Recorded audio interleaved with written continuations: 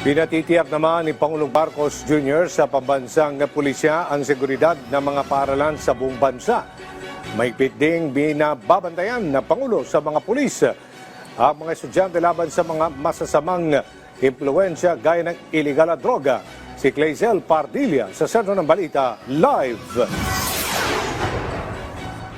Aljo, hindi dapat patulog-tulog ang mga pulis. Kaya naman si Pangulong Ferdinand R. Marcos Jr. inatasan ang pambansang pulisya na paigtingin ang presensya sa mga eskwelahan.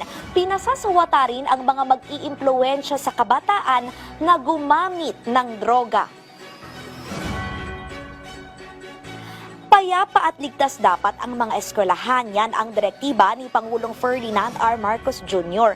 Kaya naman ang presidente inutusan ang PNP na paigtingin ang police visibility sa mga pribado at pampublikong paaralan.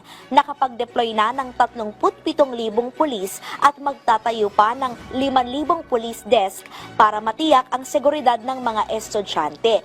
Pinababantayan ang mga drug dealer at militanteng grupo.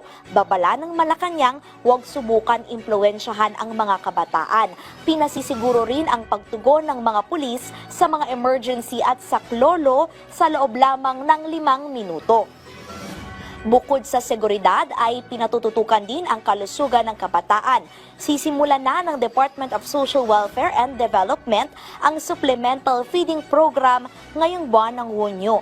Layo nitong mapalusog ang pangangatawan ng mga hanggang 5 taong gulang na nakapag-enroll sa Child Care Development Centers. Naglaan ng 5 bilyong pisong pondo ang ahensya para sa higit 1,500,000 mga bata. Bibigyan sila ng masustansyang hot meal at ng mga fresh milk. Aljo, tatakbo itong supplemental feeding program ng 120 hanggang 180 days.